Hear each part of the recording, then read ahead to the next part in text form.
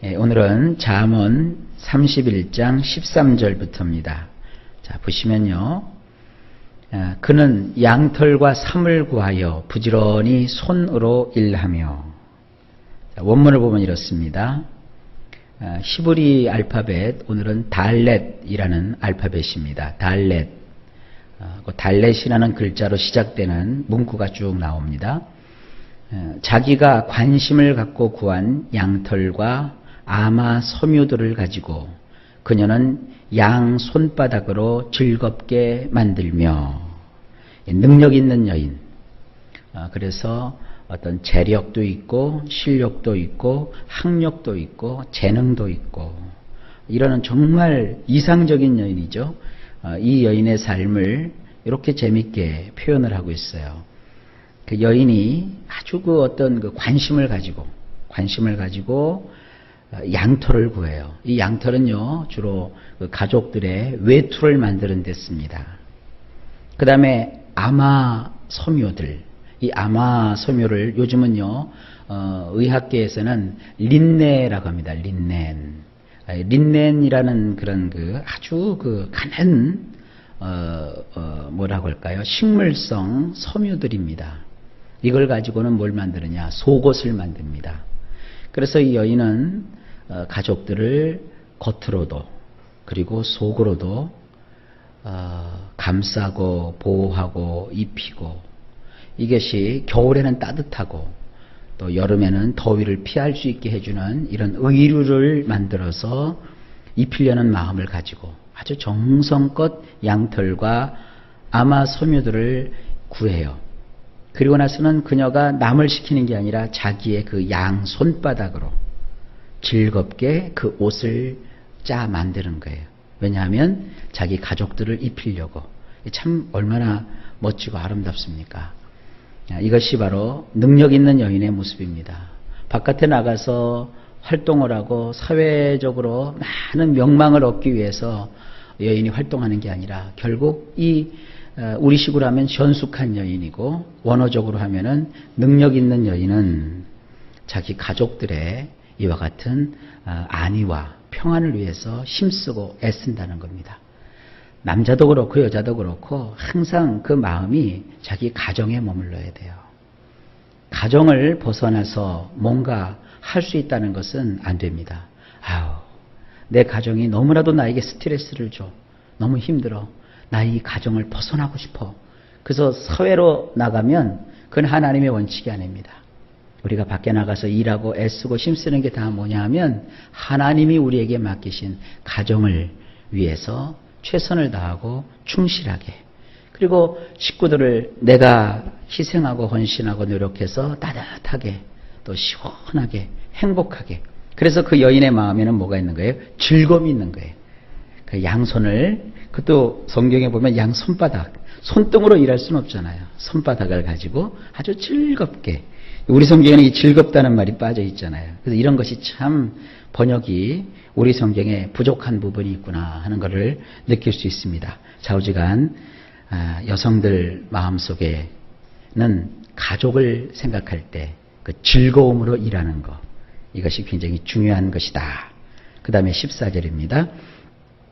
상인의 배와 같아서 먼 데서 양식을 가져오며. 원문은 이렇습니다. 히브리 알파벳 해에 해당합니다.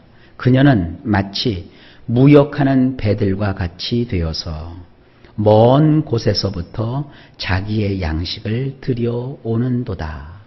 이스라엘은 지형적으로 배가 어디로 들어오느냐 하면 그 이스라엘의 서쪽 편에 지중해가 있어요.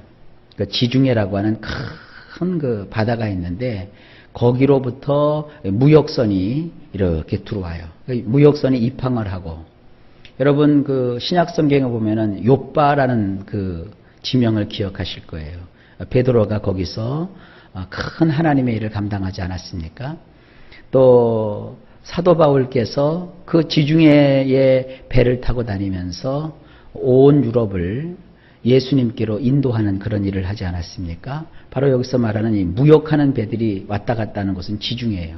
거기서 아프리카까지 가고 또 저기 그 유럽 북부에서부터 물자를 실어 나르고 이러면서 그 배들이 들어와 가지고 온갖 좋은 것들을 이스라엘 나라로 이렇게 실어 나르고 또 장사하게 하고 또 유통이 이루어지게 하는 것, 이런 것을 연상할 수 있어요. 근데 여기서 뭐라고 얘기하느냐 하면 그 능력 있는 여인은 마치 먼 곳까지 마다치 않고 그 나라 백성들을 위해서 무역선이 떠서 가지각색의 물건을 가져다가 그 나라에 나르는 것처럼 여인은 무역하는 배들과 같이 되어서 뭐 그냥 가까운 데서 대충대충 하는 게 아니라 비록 내 몸이 부셔지는 한이 있어도, 내가 힘들고 조금 어려운 일이 있어도 내 가족들에게 먹일 양식들을, 좋은 양식들을 아주 먼 곳까지 가서라도 가져다 오는 이와 같은 정성, 이런 열심, 이런 걸 가졌다는 것이죠.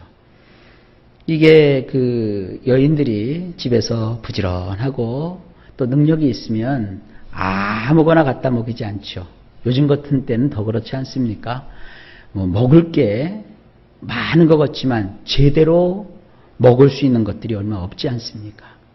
제대로 된 음식, 또 건강을 위해서 우리가 애쓰고 힘쓸 때 어떤 그 음식 재료를 구하기 위해서 먼 곳까지 가는 것을 마다치 않는 이런 여인의 수고를 여기서 볼 수 있는 것입니다. 그냥 남자들이 이런 걸 보면 여자들이 할 일이 참 많구나, 이런 걸 느낄 수 있지 않겠습니까? 뭐 이 정도로 하고 넘어갑시다. 15절 말씀입니다. 밤이 새기 전에 일어나서 자기 집안 사람들에게 음식을 나누어 주며 여종들에게 일을 정하여 맡기며.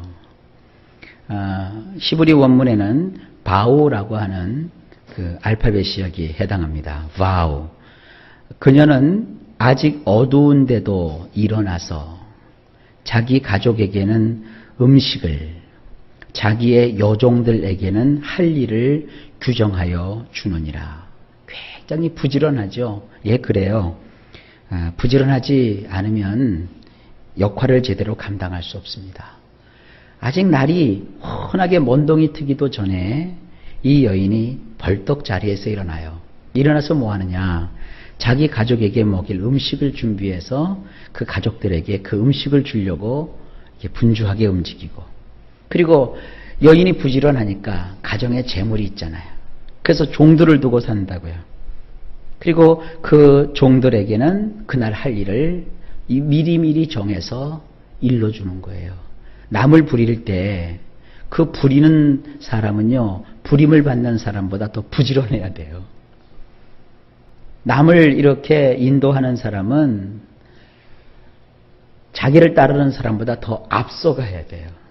나는 돈이 있고, 나는 재력이 있고, 나는 이렇게 그동안 고생했으니까 일꾼들을 그냥 시키면 되겠다 하고 지는 누워서 배나 두닥두닥 두드리고 앉아 있으면서 뭘 시키면 종들이 그 앞에서는 하는 척 해도요, 뒤돌아섰으면 다 재물이 빠지고 낭비가 돼요.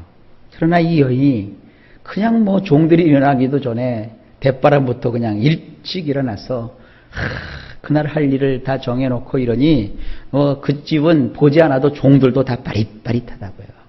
이런 그 능력 있는 여인의 모습, 이렇게 사는 사람이 과연 몇이나 될까 싶긴 한데, 하여간 성경은 굉장히 이상적인 모습을 우리에게 보여주고 있습니다.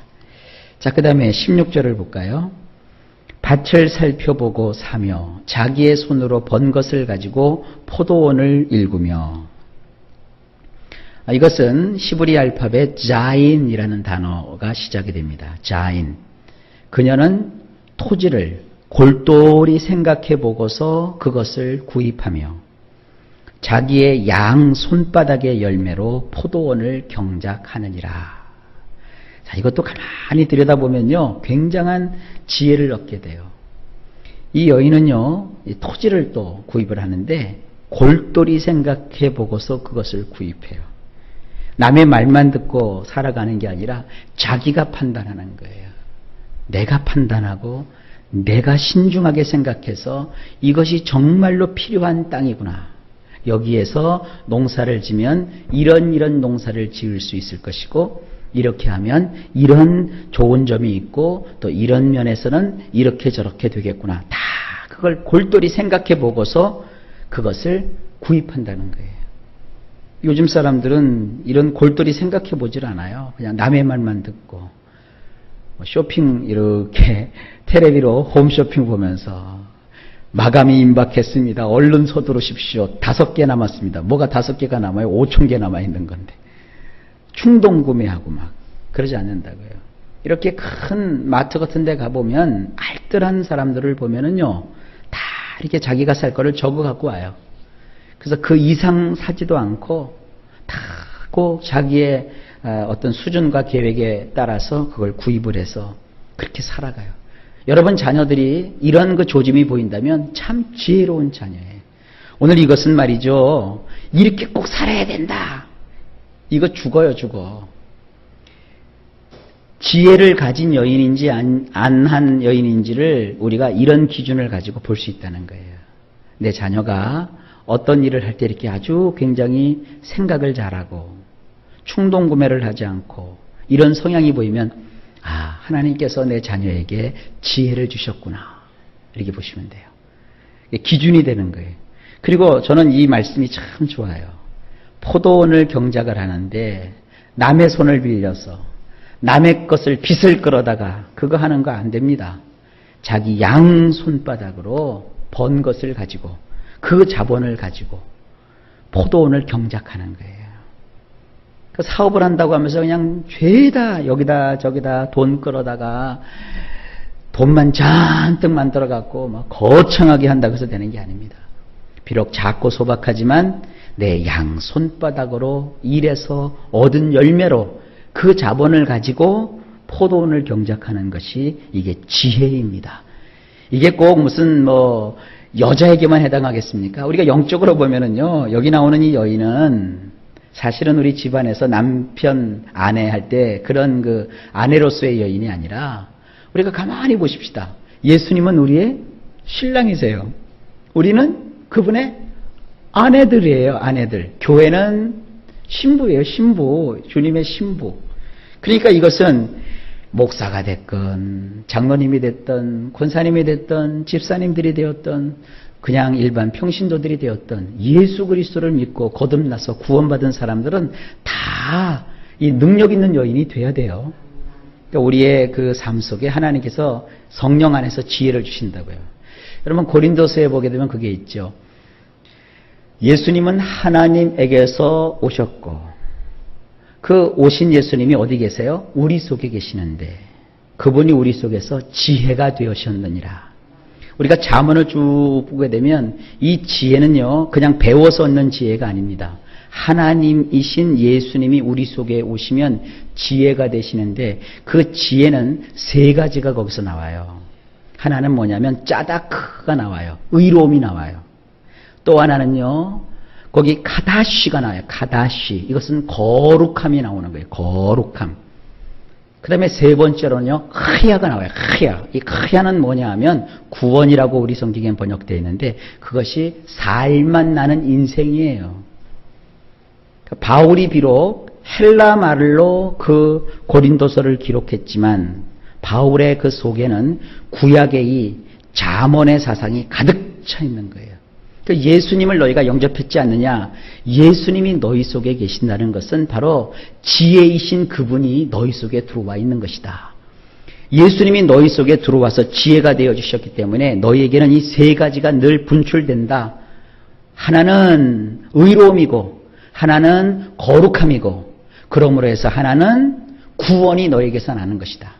그래서 너희가 예수님을 따르고 예수님과 함께 살고 성령 충만하면 결국 하나님이 주시는 지혜가 있는데 그 지혜는 똑똑하다 그런 소리 듣는 게 아니라 너희 삶이 의를 추구하고 거룩하게 살고 그리고 살맛 나는 인생을 사는 것이다.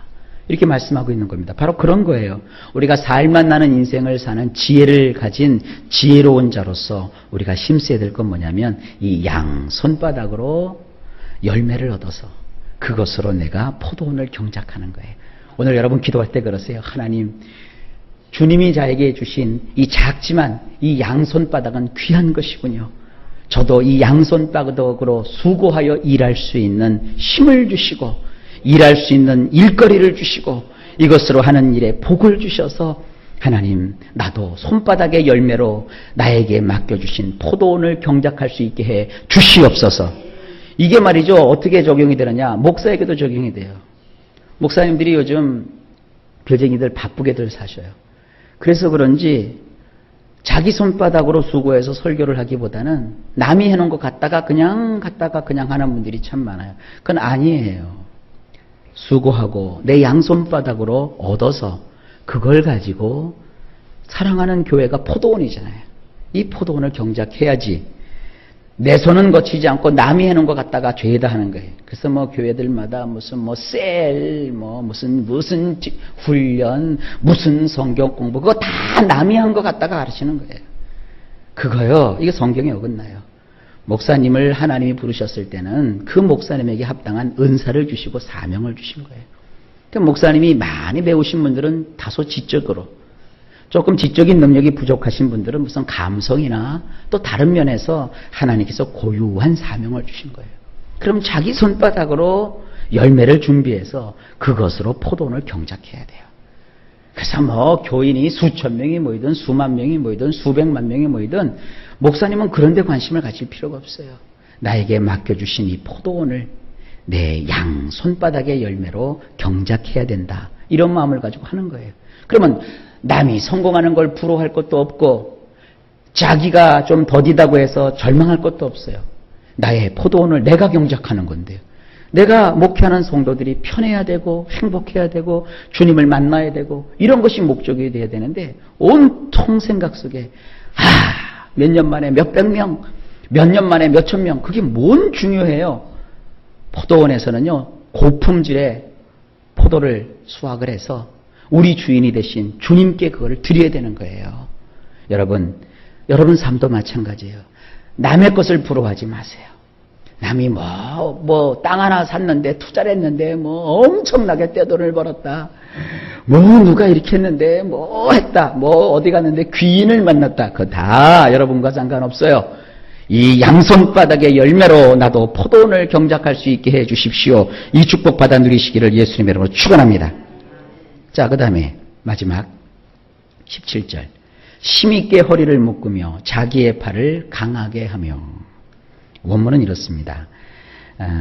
히브리 알파벳의 크트에 해당합니다. 크트. 이 발음이 참 어려워요. 크트. 그녀는 양 골반을 허리띠로 단단하게 졸라매며 그녀의 양팔에는 힘이 들어가 있느니라. 여인들은 이 골반이 많이 발달했죠. 그래서 이 골반이 바로 뭐냐면 이 허리춤이에요. 허리춤. 거기를 탄탄하게 이렇게 졸라매요. 왜 졸라매요? 일하려고요. 일하려고. 옛날 우리 어르신들 보면은 한복을 주로 입으셨잖아요. 한복 입고 일 못 하잖아요. 그러니까 한복을 이렇게 촥 해가지고 왜 그때 주로 그렇게 넥타이로 그렇게 하시는지. 그래서 그 골반 쪽에다 이렇게 총여매고 일하잖아요. 그리고 그녀의 양팔에는 힘이 들어가 있대요. 바로 이겁니다. 허리띠를 단단하게 졸라매고 그리고 양팔을 힘있게 하여서 일을 한단 말이에요. 우리가 삶을 살아가는 자세가 이겁니다. 자, 1차적으로 여기 계신 여인들이요. 여러분들이 힘이 쭉 빠지면 안 돼요. 허리띠를 졸라매세요. 그리고 양팔을 힘있게 하세요. 여러분들의 수고가 참 복될 것입니다. 또 그리스도의 신부가 된 우리 모든 분들이요. 허리를 푸르지 마세요. 지금은 일할 때입니다. 힘을 빼지 마세요. 양팔에 힘을 주고 우리가 열심히 일을 감당해야 됩니다. 자, 오늘은 여기까지 하겠습니다. 하나님께서는 우리의 삶 속에 지혜를 주시고 우리가 이 지혜로운 사람들이 되기를 원하셔서 영광 받기를 바라고 계십니다. 오늘도 일마다 때마다 주께서 평강을 주시고 여러분들이 하는 모든 일 가운데 주의 주시는 큰 능력과 복이 임하시기를 예수님의 이름으로 간절히 축복합니다.